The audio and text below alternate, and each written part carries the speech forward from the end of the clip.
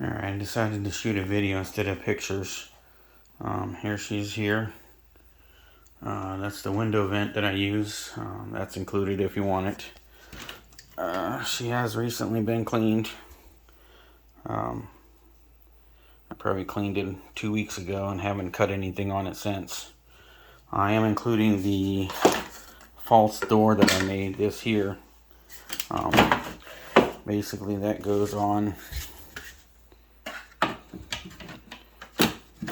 here like that, so that way you can run the machine with the door closed, and you can run material that's too big to fit on the bed.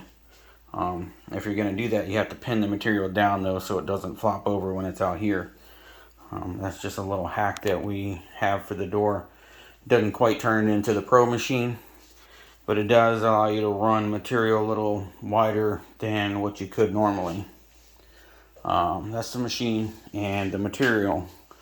I've got several different acrylics.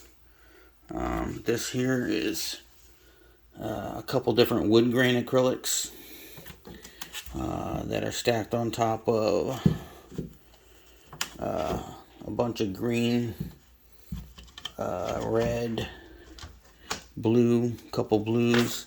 This one is a kind of neon green, and then I've got some orange and what color is this? I believe that's dark blue. Then I've got a bunch of acrylic. Here's some more either orange or red acrylic and purple acrylic. I've got some white acrylic. That's mostly scraps, but there's some bigger pieces in there. I've got a bunch of clear acrylic. Then we go to the whiteboard that I have.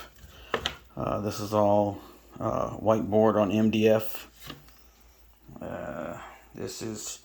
I got some cherry here, probably some of it scraps. I probably got 2 full sheets there and then some scraps. This is all the stuff that I buy from Home Depot. I use a lot of this. This is the Baltic birch, 1/4 inch and 1/8 inch in those boxes. The maple that I buy from Home Depot. This only have 1/8 inch here. I ran out of the 1/4 inch. And this is scraps of MDF.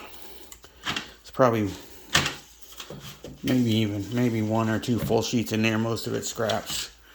Then up here I have a bunch of sapele. I only use that for special projects. Then over here I have a bunch of walnut, 1/4 inch and 1/8 inch. I've got the couple rolls of masking tape that you put on top. If you know how to use a machine, you put this on top to prevent charring. I've got a roll of 3M double-sided tape that's used for layering. I also have another style of double-sided tape that I hadn't tried yet. It's something that I ordered from Amazon that I was told works as well as 3M. That'll all be included. I'll include all of this, the tools if you want it, the caliper, the little X-Acto knives, and these other little tools that I use for measuring thickness. And then I've also got some scrap acrylic over here that I actually got for free from a local sign company. You would need to use a bandsaw or something to cut it down to a size that's small enough to fit in the Glowforge. But it's quite a bit of material. I mean, that walnut and sapele is probably $100 worth there alone. But all of it together, and the acrylic down there is not cheap either. All of it together is probably $200, $300 worth of material. But